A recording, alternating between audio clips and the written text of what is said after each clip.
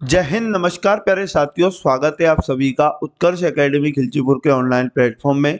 इस वीडियो में हम लोग दिल्ली पुलिस कांस्टेबल एग्जाम 2023 के लिए वेरी मोस्ट और इम्पोर्टेंट जीके एंड जीएस के अति महत्वपूर्ण क्वेश्चन डिस्कस करेंगे। प्यारे साथियों, 14 नवंबर 2023 एग्जाम शुरू हो रहा है। आज शिफ्ट ऐसा ही प्रश्न और ऐसे ही पेपर आपको देखने को मिलेगा, तो इसलिए एक भी क्वेश्चन को बिना स्किप किए आखिरी तक पूरा वीडियो ध्यानपूर्वक आपको देखना है।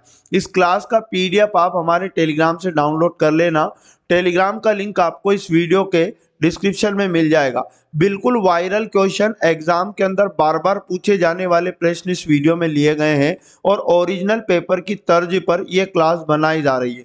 तो एक भी क्वेश्चन बिना स्किप किए आइए चलते हैं आज का पहला और मोस्ट इंपॉर्टेंट क्वेश्चन। आज का पहला क्वेश्चन है, राजस्थान राष्ट्रीय सहकारी मसाला मेला आयोजित करने वाला पहला राज्य बना। तो मेले का आयोजन किस शहर में किया गया था? तो प्यारे साथियों, इसका राइट आंसर आपको याद रखना है जयपुर, यानी ऑप्शन नंबर 2 इसका राइट आंसर हो जाएगा। और इस शहर में, ये जो जयपुर शहर है, इसमें महाराणा प्रताप हवाई अड्डा भी है, तो उसका नाम भी आप याद रखिएगा। और जयपुर को याद रखिएगा झीलों का शहर भी कहा जाता है। अगला क्वेश्चन, क्वेश्चन नंबर 2 हमारे पास है, भारत के संविधान की किस अनुसूची में 22 भाषाओं का उल्लेख है? तो 22 भाषाओं का उल्लेख भारतीय संविधान की 8वीं अनुसूची आपको याद रखना है। ऑप्शन नंबर 1 इसका बिल्कुल राइट आंसर हो जाएगा। अब ये जो चौथी अनुसूची है, अगर इसमें पूछ ले तो राज्यसभा में सीटों का आवंटन आपको याद रखना है। और उसके बाद तीसरी अनुसूची से आपको याद रखना है शपथ या अभिकथन के रूप में, जो है तीसरी अनुसूची में दिया गया है। आइए क्वेश्चन नंबर 3 की ओर। रोजर फेडरर किस खेल से जुड़े हैं? तो प्यारे साथियों, रोजर फेडरर का संबंध टेनिस खेल से आप याद रखिएगा। ऑप्शन नंबर 1 इसका राइट आंसर है। और रोजर फेडरर अगर पूछ ले किस देश के निवासी हैं, तो स्विट्जरलैंड आपको याद रखना है। अगला क्वेश्चन है, किस मुगल सम्राट ने अपनी राजधानी दिल्ली से अकबराबाद स्थानांतरित कर दी? तो दिल्ली से अकबराबाद स्थानांतरित राजधानी को करने वाला मुगल सम्राट था औरंगजेब। ऑप्शन नंबर 2 इसका बिल्कुल सही जवाब है। क्वेश्चन नंबर 5वां, सामूहिक लोक नृत्य जो सिक्किम के लोगों के संरक्षक देवता कंचनजंगा के सम्मान में किया जाता है, तो इसका राइट आंसर आपको याद रखना है चूफाट, यानी ऑप्शन नंबर 2 इसका राइट आंसर हो जाएगा। क्वेश्चन नंबर 6 हमारे पास है, तत्वबोधिनी सभा की स्थापना किसने की? तो इसका राइट आंसर आपको याद रखना है देवेंद्र नाथ टैगोर, यानी तत्वबोधिनी सभा के संस्थापक देवेंद्र नाथ टैगोर थे। और राजा राम मोहन राय आप याद रखिएगा ब्रह्म समाज के संस्थापक थे। और ज्योतिबा फूले से आपको याद रखना है सत्य शोधक समाज के संस्थापक। अगला क्वेश्चन है, निम्नलिखित में से कौन राष्ट्रपति के निर्वाचन में भाग नहीं लेगा? तो प्यारे साथियों, राष्ट्रपति के निर्वाचन में भाग नहीं लेगा राज्य विधान परिषद के निर्वाचित सदस्य राष्ट्रपति के चुनाव में भाग नहीं लेते हैं। ऑप्शन नंबर 4 इसका सही जवाब है। अगला क्वेश्चन है, भारत सरकार का नीति आयोग कब अस्तित्व में आया? तो प्यारे साथियों, नीति आयोग से आपको याद रखना है 1 जनवरी 2015 से ये अस्तित्व में आया। ऑप्शन नंबर 3 इस क्वेश्चन का राइट आंसर है। और नीति आयोग का अगर मुख्यालय आपसे पूछा जाए तो नई दिल्ली आपको याद रखना है। क्वेश्चन नंबर 9 हमारे पास है, 2011 की जनगणना के अनुसार भारत का दूसरा सबसे बड़ा धार्मिक अल्पसंख्यक कौन है? तो राइट आंसर आपको याद रखना है ईसाई, यानी ईसाई जो है याद रखिएगा भारत का दूसरा सबसे बड़ा धार्मिक अल्पसंख्यक समुदाय है। और अगर एग्जाम में पूछ ले कि पहला सबसे बड़ा अल्पसंख्यक समुदाय कौन सा है, तो फिर आपको याद रखना है मुस्लिम। ठीक है, तो इतनी जानकारी आप इस क्वेश्चन से याद रखिएगा। अगला क्वेश्चन है, पल्लवों की राजधानी कहाँ थी? तो प्यारे साथियों, पल्लवों की राजधानी आपको कांचीपुरम याद रखना है। ऑप्शन नंबर 4 इसका राइट आंसर हो जाएगा। अगर एग्जाम में पूछ ले पल्लव वंश का संस्थापक कौन था, तो सिंह विष्णु का नाम आप याद रखिएगा। अगला क्वेश्चन है, केंद्रक एवं कोशिका झिल्ली के मध्य एक जेली के समान मौजूद पदार्थ को क्या कहते हैं? तो इसका राइट आंसर आपको याद रखना है कोशिका द्रव्य कहते हैं। ऑप्शन नंबर 3 इसका राइट आंसर है।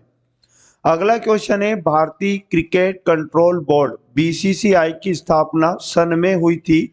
तो सही जवाब आपको याद रखना है 1928, यानी बीसीसीआई की स्थापना 1928 में हुई थी। अगर एग्जाम में पूछ ले बीसीसीआई का मुख्यालय कहाँ पर है, तो मुंबई के वानखेड़े स्टेडियम में बीसीसीआई का मुख्यालय है। अगला क्वेश्चन है, विद्युत धारा के प्रवाह को रोकने या प्रारंभ करने के लिए, परिपथ को तोड़ने अथवा पूरा करने के लिए किस युक्ति का प्रयोग किया जाता है? तो प्यारे साथियों, उस युक्ति का नाम आपको याद रखना है स्विच। ऑप्शन नंबर 4 इसका बिल्कुल सही जवाब है। अगला क्वेश्चन है, वर्ष 2000 में पद्म विभूषण से सम्मानित केलुचरण महापात्र निम्नलिखित में से किस नृत्य के नर्तक थे? तो केलुचरण महापात्र का जो संबंध था, याद रखिएगा, ओडिसी नृत्य से था। ऑप्शन नंबर 4 इसका राइट आंसर आप याद रखिएगा। अगला क्वेश्चन है, सबसे छोटा महाद्वीप कौन सा है? तो प्यारे साथियों, सबसे छोटा महाद्वीप अगर एग्जाम में पूछे तो ऑस्ट्रेलिया आपको याद रखना है। ऑप्शन नंबर 1 इसका राइट आंसर हो जाएगा। अगर एग्जाम के अंदर पूछ ले सबसे बड़ा महाद्वीप, तो फिर आपको एशिया महाद्वीप का नाम याद रखना है। क्वेश्चन नंबर 16 हमारे पास है, किस महाद्वीप को अंध महाद्वीप के रूप में जाना जाता है? तो राइट आंसर आपको याद रखना है अफ्रीका। अफ्रीका महाद्वीप को अंध महाद्वीप के रूप में जाना जाता है। अगर एग्जाम के अंदर पूछ ले श्वेत महाद्वीप किसे कहा जाता है, तो श्वेत महाद्वीप से आपको याद रखना है अंटार्कटिका। अगला क्वेश्चन नंबर 17, निम्नलिखित में से श्वेत हाथी की भूमि कहा जाता है? तो प्यारे साथियों, सफेद हाथियों की भूमि आपको याद रखना है थाईलैंड को कहा जाता है। ऑप्शन नंबर 2 इसका राइट आंसर हो जाएगा।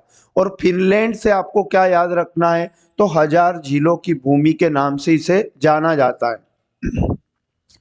क्वेश्चन नंबर 18 हमारे पास है, निम्नलिखित में से कौन सी जल संधि श्रीलंका को भारत से अलग करती है? तो श्रीलंका को भारत से अलग करने वाली जल संधि का नाम पाक जल संधि आपको याद रखना है। ऑप्शन नंबर 3 इस क्वेश्चन का बिल्कुल राइट आंसर हो जाएगा। अगला क्वेश्चन हमारे पास है, सातवाहन वंश का संस्थापक कौन था? तो प्यारे साथियों, सातवाहन वंश का संस्थापक आपको याद रखना है राजा सिमुक सातवाहन। ऑप्शन नंबर 3 इसका बिल्कुल राइट आंसर हो जाएगा। अच्छा, सतकर्णी प्रथम ये कौन था? तो ये सातवाहन राजवंश का तीसरा शासक था।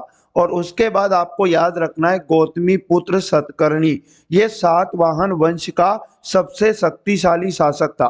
तो सातवाहन वंश का सबसे शक्तिशाली शासक पूछे तो गौतमी पुत्र सतकर्णी का नाम भी आपको अच्छे से याद रख लेना है। क्वेश्चन नंबर 20 हमारे पास है, भारतीय संविधान का कौन सा अनुच्छेद अपने धर्म विषयक कार्यों का प्रबंध करने की स्वतंत्रता प्रदान करता है? तो उस अनुच्छेद का नाम आपको याद रखना है अनुच्छेद 26। ऑप्शन नंबर 1 इस क्वेश्चन का बिल्कुल सही जवाब है। अगला क्वेश्चन है, निम्नलिखित में से किस नदी का उद्गम महाराष्ट्र में होता है? प्यारे साथियों, महाराष्ट्र में उद्गम याद रखिएगा गोदावरी नदी का होता है। ऑप्शन नंबर 1 इसका सही जवाब है। अब यमुना नदी का उद्गम अगर एग्जाम में पूछे तो उत्तर काशी के यमुनोत्री हिमनद से होता है। और तापी नदी यानी ताप्ती भी से कहते हैं, ये मध्य प्रदेश के बैतूल जिले के मुल्ताई नामक स्थान से निकलती हैं।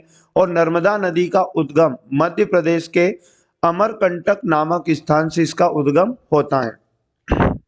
अगला क्वेश्चन, निम्नलिखित में से किसे सेरीकल्चर कहा जाता है?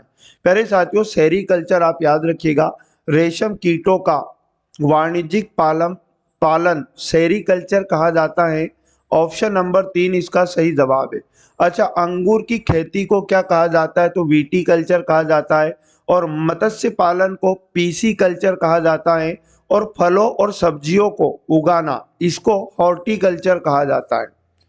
अगला क्वेश्चन हमारे पास है, 1925 में केंद्रीय विधानसभा के अध्यक्ष चुने गए राष्ट्रीय नेता कौन थे? तो 1925 में केंद्रीय विधानसभा के अध्यक्ष चुने गए राष्ट्रीय नेता का नाम विट्ठल भाई पटेल आपको याद रखना है। ऑप्शन नंबर 4 इस क्वेश्चन का राइट आंसर है। अगला क्वेश्चन हमारे पास है, भगत सिंह और बीके दत्त, और बीके दत्त का फुल फॉर्म है बटुकेश्वर दत्त, ने को केंद्रीय विधान परिषद में बम फेंका था। तो इसका सही जवाब आपको 8 अप्रैल 1929 याद रखना है। प्यारे साथियों, ऑप्शन नंबर 4 इस क्वेश्चन का बिल्कुल सही जवाब है। अगला क्वेश्चन हमारे पास है, 2011 की जनगणना के अनुसार निम्न में से किस राज्य का लिंगानुपात सबसे कम है? तो सबसे कम लिंगानुपात वाला राज्य 2011 की जनगणना के अनुसार हरियाणा आपको याद रखना है। ऑप्शन नंबर 2 इसका करेक्ट आंसर हो जाएगा। और यदि हरियाणा का लिंगानुपात पूछ लिया जाए तो 877 आपको याद रखना है। और सबसे अधिक लिंगानुपात वाला राज्य केरल आपको याद रखना है। और केरल का लिंगानुपात अगर आपसे एग्जाम में पूछे तो 1084 आपको याद रखना है। क्वेश्चन नंबर 26 हमारे पास है, एक फुटबॉल टीम में कितने खिलाड़ी मैदान पर होते हैं? तो सही जवाब आपको 11 याद रखना है। ऑप्शन नंबर 4 इसका बिल्कुल सही जवाब है। अब एग्जाम में ये पूछ लेता है कि फुटबॉल खेल की अवधि कितनी होती है, तो अवधि आपको याद रखना है, फुटबॉल खेल की अवधि 90 मिनट होती है। अगला क्वेश्चन हमारे पास है, मानव शरीर में निम्नलिखित में से कौन सा अंग निमोनिया रोग से सबसे अधिक प्रभावित होता है? तो निमोनिया रोग से सबसे अधिक प्रभावित होने वाले अंग का नाम फेफड़े।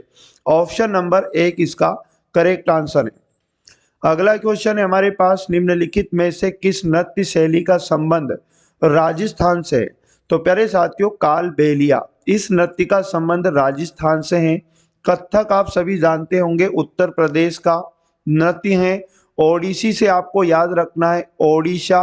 और उसके बाद अगर पूछ ले भरतनाट्यम का संबंध कहाँ से है, तमिलनाडु आपको याद रखना है।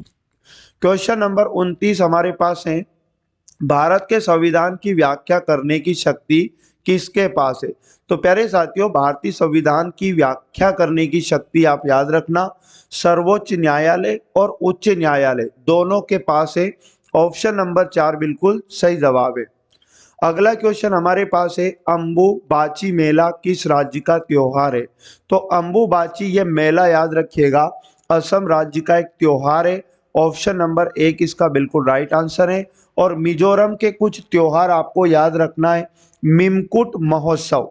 और उसके बाद सिक्किम से आपको याद रखना है सागा दावा त्योहार और पांगला बसोल त्योहार। उसके बाद गुजरात तो आप सभी जानते होंगे, मोढेरा नृत्य महोत्सव होता है गुजरात में। और उसके बाद माधव राय मेला लगता है। ठीक है, तो ये इतनी जानकारी इस क्वेश्चन से आपको याद रखना है। और ये टॉप 30 क्वेश्चन है जो आपको एग्जाम के अंदर बहुत ज़्यादा हेल्प करेंगे। तो प्यारे साथियों, डेली इस क्लास को आप जरूर वॉच किया करें।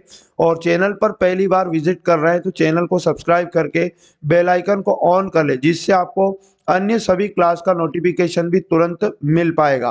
क्लास का पीडीएफ मैंने आपको बता दिया, टेलीग्राम पर मिल जाएंगे।